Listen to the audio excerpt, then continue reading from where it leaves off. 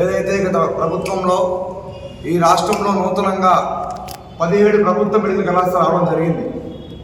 ఆ మెడికల్ కళాశాలలో గత వైసీపీ ప్రభుత్వం 5 కళాశాలలు ప్రారంభించి 50% సీట్లని సెల్ఫ్ ఫైనాన్స్ పేరుతో జీవో నెంబర్ 107, 108 తీసుకొచ్చి 50% సీట్లు అమ్ముతా ఉంటే, ఏదైతే ఈ రాష్ట్ర ముఖ్యమంత్రి గారి ముద్దుల కుమారుడు తన సొంత మంగళగిరి నియోజకవర్గంలో యువగళం పాదయాత్ర నిర్వహించి 186 రోజుల భాగంగా ఆగస్టు 16, 2023 సంవత్సరంలో ఈ కూటమి ప్రభుత్వం అధికారంలోకి వస్తే మేము ఆ మెడికల్ కళాశాలలో సీట్లు అమ్ముకోము, పూర్తిగా ప్రభుత్వ కళాశాల కొనసాగిస్తామని చెప్పని వేలాది మంది విద్యార్థుల మధ్య, ప్రజానీకం మధ్య హామీ ఇచ్చారు.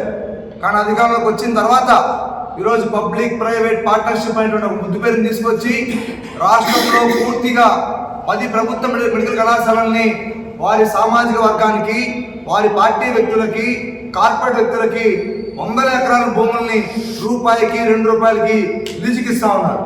కాబట్టి సిపిఐ గారిని అడుగుతా ఉన్నాం మీడియా ద్వారా, నారా లోకేష్ గారిని, ఈ రాష్ట్రంలో దళిత విద్యార్థులు డాక్టర్లు చదువుకోవడం ఈ కూటమి ప్రభుత్వానికి ఇష్టం లేదా? లేదా ఈ రాష్ట్రంలో మైనారిటీ విద్యార్థులు MBBS చదువుకోవడం ఈ కూటమి ప్రభుత్వానికి ఇష్టం లేదా?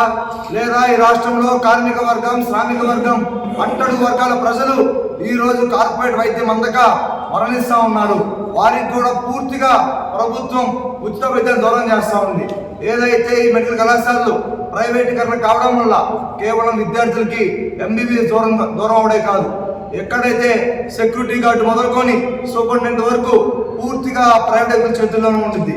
ఏమనంటే చంద్రబాబు గారు మాట్లాడుతూ 70% ప్రభుత్వం ఆధీనంలో ఉండదని చెప్పి అడుగుతూ ఉన్నారు.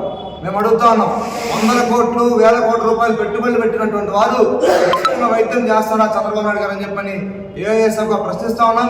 కాబట్టి మీ ప్రభుత్వాన్ని కూడా PPPలో నడుపుకోమని చెప్పి కూడా సిపిఐగా తెలియజేస్తూ, ఈ నెల 18వ తేదీన రాష్ట్ర వ్యాప్తంగా ఏదైతే వైసీపీ ప్రభుత్వంలో మెడికల్ కళాశాలలు వచ్చినాయో, ఈ ప్రభుత్వం ప్రైవేటీకరణ చేస్తా ఉందో, ఆ కళాశాల ఎదుట సిపిఐ ఆధ్వర్యంలో పెద్ద ఎత్తున ఆందోళన కార్యక్రమం చేపడతా ఉన్నాం.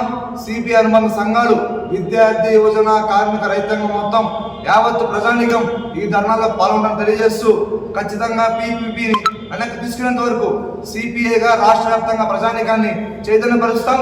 ఈ కూటమి ప్రభుత్వ కోసాలను కదిలిస్తామని చెప్పని తెలియజేస్తాం.